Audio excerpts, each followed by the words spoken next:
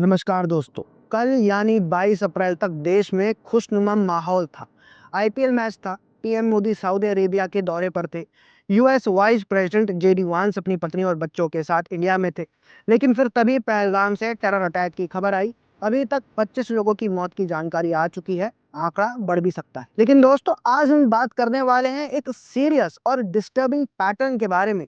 Islamist terror attacks जो India में हुए, और ये सब हुआ जब high profile US leaders India visit पर थे। क्या ये सिर्फ एक इत्तेफाक है या फिर एक प्लान्ड स्ट्रैटेजी? दोस्तों, क्या ये सिर्फ इत्तेफाक है कि जब यूएस वाइस प्रेसिडेंट जेडी वांस भारत दौरे पर हैं तब कश्मीर में आतंकी हमला होता है? इंडिया और US relations are an all time high, और ये भी किसी से छुपा नहीं है कि आज की तारीख में यूएसए पाकिस्तान को घास तक नहीं डालता। ये भी हो सकता है कि यूएस वाइस प्रेसिडेंट की मौजूदगी के वक्त ऐसे हमले को अंजाम देने से वापस कश्मीर मसले को इंटरनेशनलाइज करने की ये कोशिश हो। लेकिन यहाँ हैरत में डालने वाली जो बात है वो है ये पैटर्न।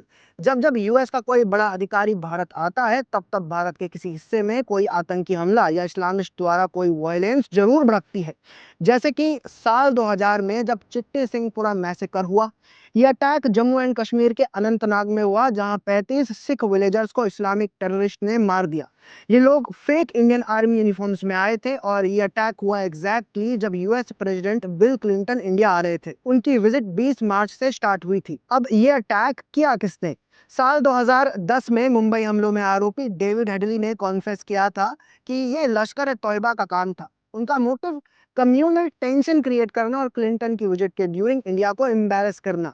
लेकिन अनफॉर्चुनेटली आज भी लेफ्ट लिबरल लोग ये कहते हैं कि इंडियन आर्मी ने ये मैसेकर किया था। अब बात करते हैं 2020 की दिल्ली राइट्स। ये वायलेंस शुरू हुए 23 फरवरी को, और पीक पे था 24-25 फरवरी को, एग्जैक्टली जब प्रेसिडेंट डोनाल्ड ट्रंप इंडिया में थे। ट्रंप 24-25 फरवरी को दिल्ली में ही थे, और उसी टाइम नॉर्थ ईस्ट दिल्ली में कम्युनल राइट्स भड़क गए। सबको याद है कि कैसे सीएए प्रोटेस्ट के बहाने पूरी दिल्ली को जाम करके एक माहौल बनाया गया था। ये मामला अभी भी कोर्ट में चल रहा है, लेकिन ये बात साफ है कि कैसे ये पूरी घटना प्री प्लान थी, और ट्रंप के आने के वक्त ये सब करने से इंडिया की इमेज पर बुरा असर भी पड़ा था। लिबरल इकोसिस्टम ने ऐसा माहौल बनाया था जैसे भारत में मुसलमानों पर अत्याचार की पराकाष्ठा पार कर दी गई हो। दोस्तों, एक और इंसिडेंट है 2006 का, वाराणसी बॉम्बिंग्स।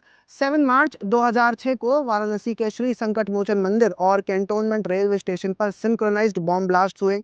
28 लोग मारे गए और 101 इंजर्ड हुए। ये अटैक हुआ जस्ट कुछ ही दिनों बाद जब US president George Bush India आए थे। उनकी विजिट थी 1 से 3 मार्च तक। थोड़ा लेट हुआ, हाँ, लेकिन ये अटैक भी लश्कर ए तैयबा से ही लिंक्ड था। एक ग्रुप जो एलईटी से कनेक्टेड था, लश्कर ए काकर ने ये ब्लास्ट करवाए। ये अटैक भी एक मैसेज था, इंडिया और यूएस के रिलेशंस को डिस्टर्ब करना, स्पेशली जब दोनों कंट्रीज एक न्यूक्लियर डील के बारे में बात कर रहे थे। तो दोस्तों, ये पैटर्न क्यों? चिट्टी सिंहपुरा, वाराणसी, दिल्ली और पहलगाम, ये इतने सारे इत्तेफाक तो नहीं हो सकते। एक्सपर्ट्स कहते हैं कि टेरर ग्रुप जैसे एलईटी ये टाइमिंग चूज करते हैं ताकि मैक्सिमम इम्पैक्ट हो, इंडिया और यूएस के रिलेशंस पे असर पड़े और इंडिया को इंटरनेशनली एम्बैरस किया जा सके। एलईटी की ये स्ट्रेटजी पुरानी है। वो चाहते हैं कि दुनिया का ध्यान कश्मीर या इंडिया के इंटरनल इश्यूज पे जाए, और ये यूएस विजिट एक परफेक्ट टाइम होता है। तो दोस्तों, आपको क्या लगता है, ये पैटर्न क्या बताता है और इसे कैसे रोका जा सकता है? कमेंट में जरूर बताएं। अगर ये वीडियो पसंद आई हो तो लाइक, शेयर और सब्सक्राइब करना ना भूलिए। मिलते हैं अगले वीडियो में। जय हिंद।